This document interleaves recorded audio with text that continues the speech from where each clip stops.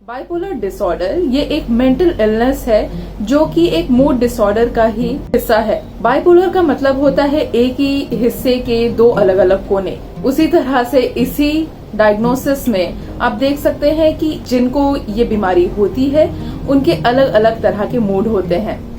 नमस्ते, मेरा नाम है रिम्पा सरकार और आज के इस वीडियो में हम जानेंगे कि बाइपोलर डिसऑर्डर होता क्या है। जैसे कि मैंने बताया कि बाइपोलर डिसऑर्डर एक मूड डिसऑर्डर का हिस्सा है। तो जिनको बाइपोलर डिसऑर्डर होता है उनके आप ये देख सकते हैं कि मूड या फिर तो बहुत ही ज्यादा हाई होते हैं या फिर बहुत ही लो होते हैं।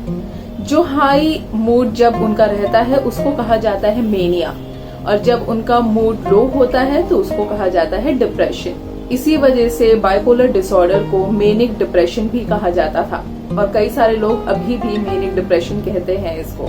जिनको बाइपोलर डिसऑर्डर होता है उनको डेली फंक्शनिंग करने में मुश्किल हो सकती है, शायद अगर वो स्कूल में है या कॉलेज में है या फिर वर्क लाइफ में उनको प्रॉब्लम हो सकती है, रिलेशनशिप में उनके प्रॉब्लम आ सकती है। बाइपोलर डिसऑर्डर का क्योर नहीं है पर उसका ट्रीटमेंट अवेलेबल है, उसको मैनेज किया जा सकता है। अगर आपको बाइपोलर डिसऑर्डर है तो उसके साथ में अगर आप ट्रीटमेंट लेंगे तो आप उसको अच्छे से मैनेज कर सकते हैं, अपनी डेली लाइफ अच्छे से जी सकते हैं जैसे दूसरे जीते हैं। बाइपोलर डिसऑर्डर में जब डिप्रेशन होता है तो वो कम से कम 2 हफ्ते रहता ही है, और अगर मेनिक एपिसोड में वो रहे तो हो सकता है कि वो कुछ हफ्तों के लिए या कुछ दिन के लिए उनके साथ में रहे।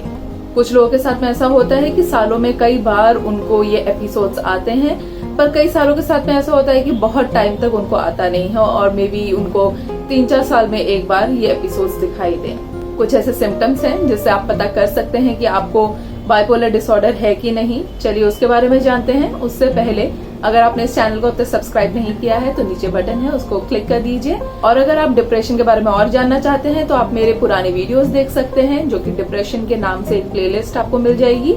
वहाँ पे आपको बहुत सारे वीडियोस मिल जाएंगे।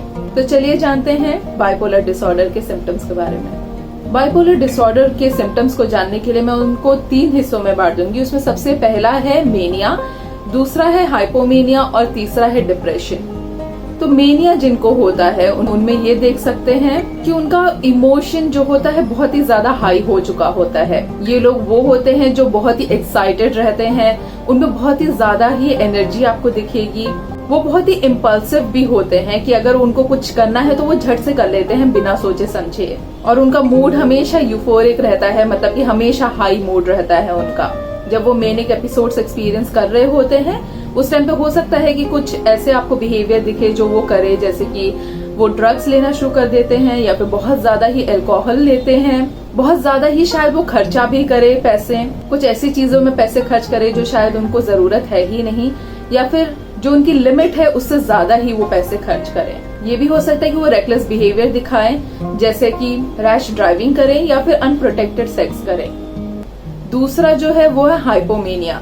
इसमें उनके सिम्टम्स मेनिया जैसे ही होते हैं पर उतने ज्यादा एक्सट्रीम नहीं होते हैं। ये नहीं होता है कि उनके ये एक्सट्रीम बिहेवियर की वजह से वो किसी मुश्किल में आ जाए, जो कि मेनिया में होता है, पर हाइपोमेनिया में नहीं होता है। हाइपोमेनिया मेनिया का ही माइल्डर वर्जन है, जहाँ पे उनके मूड में चेंजेस जरूर देख सकते हैं, पर उनके ये सारे बिहेवियर की वजह से उनके काम में या फिर उनके रिलेशनशिप में उतने ज्यादा प्रॉब्लम नहीं आती है। तीसरा है डिप्रेशन। जब कोई डिप्रेशन में होता है तो उनको वही सारे सिम्टम्स दिखते हैं जो नॉर्मल डिप्रेशन में भी रहता है, जैसे कि बहुत ज्यादा उदासी फील करना या फिर उनको होपलेसनेस लगती है, जिसका मतलब है कि उनको कल को लेकर कोई उम्मीद ना हो या अपने आप से कोई उम्मीद ना हो। शायद उनमें एनर्जी बहुत ही कम हो जाए, जैसे कि मेनिया में था कि बहुत ज्यादा उनकी एनर्जी हो जाती है, वैसे डिप्रेशन में बिल्कुल ही एनर्जी चले जाती है। उनको किसी भी चीज में इंटरेस्ट नहीं रहता, जो चीजें पहले करना अच्छा लगता था वो चीज अभी करने में कोई मजा नहीं आता है उनको। उनके नींद में प्रॉब्लम आ सकती है, उनके खाने पीने में प्रॉब्लम आ सकती है और उनको सुसाइडल थॉट्स भी आ सकते हैं। बाइपोलर डिसऑर्डर के 3 अलग अलग टाइप हैं। उसमें से पहला है बाइपोलर 1, दूसरा है बाइपोलर 2 और तीसरा है साइक्लोथेमिया। तो चलिए इसके बारे में जानते हैं। जो सबसे पहला है बाइपोलर 1, उसके डायग्नोसिस के लिए आपको एटलीस्ट एक मेनिक एपिसोड एक्सपीरियंस आपने किया हो, उसके साथ में हो सकता है कि उससे पहले या बाद में आपको हाइपोमेनिया या डिप्रेशन के भी एपिसोड्स आए हों। बाइपोलर 1 आदमियों में और औरतों में इक्वली ही पाया जाता है। दूसरा जो है बाइपोलर 2, जिनको वो होता है उनको एक डिप्रेसिव एपिसोड होना चाहिए जो कि 2 हफ्ते या उससे ज्यादा रहा हो, और डिप्रेसिव एपिसोड्स के साथ में एक हाइपोमेनिया का भी एपिसोड होना चाहिए जो कि 4 दिन रहा हो। और इस तरह का बाइपोलर डिसऑर्डर जो कि बाइपोलर 2 है, ये ज्यादातर औरतों में दिखाई देता है। तीसरा जो है साइक्लोथेमिया, इसमें हाइपोमेनिया और डिप्रेशन दोनों के ही एपिसोड्स दिखाई देते हैं, पर यहाँ पे ये जो एपिसोड्स होते हैं ये बहुत ही कम समय के लिए रहते हैं और उनकी सिवियरिटी उतनी ज्यादा नहीं रहती है जो कि मेनिया और डिप्रेशन के होते हैं बाइपोलर 1 और बाइपोलर 2 में। यहाँ पे बहुत ही कम सीवियर वाले सिम्टम्स होते हैं और ये सिम्टम्स उनको बहुत ही कम समय के लिए दिखाई देते हैं। बाइपोलर डिसऑर्डर कोई रेयर डिसऑर्डर नहीं है, ये बहुत सारे लोगों में होता है। सिर्फ इसको डायग्नोसिस करना थोड़ा मुश्किल हो जाता है क्योंकि इसके सिम्टम्स ही इस तरह के हैं। ये सारे सिम्टम्स जो मैंने बताए हैं ये आप अपने आप को खुद से डायग्नोसिस नहीं कर सकते हैं। ये आप एक प्रोफेशनल के पास जाएंगे, वो आपसे क्वेश्चंस पूछेंगे, आपकी हिस्ट्री पूछेंगे, उसके बाद वो ही आपको डायग्नोसिस दे सकते हैं कि आपको बाइपोलर डिसऑर्डर है कि नहीं, और अगर है तो किस टाइप का डिसऑर्डर है। और जैसे कि मैंने बताया ये बीमारी उतनी ज्यादा रेयर नहीं है, ये बहुत लोगों में दिखाई देती है और इसका ट्रीटमेंट भी अवेलेबल है। आपको हो सकता है कि मेडिकेशन की जरूरत पड़े या फिर शायद थेरेपी की जरूरत पड़े या दोनों की भी जरूरत पड़े। मैं आशा करती हूँ ये वीडियो आपकी किसी तरह से मदद कर पाएगा। अगर आपके पास में कोई क्वेश्चन है या कोई टॉपिक है तो आप मुझे ईमेल कर सकते हैं या नीचे कमेंट बॉक्स में लिख सकते हैं। इस चैनल को सब्सक्राइब करना मत भूलिए। मैं अगले हफ्ते फिर मिलूंगी एक नई वीडियो के साथ में। तब तक के लिए wish you a healthy mind and a happy life.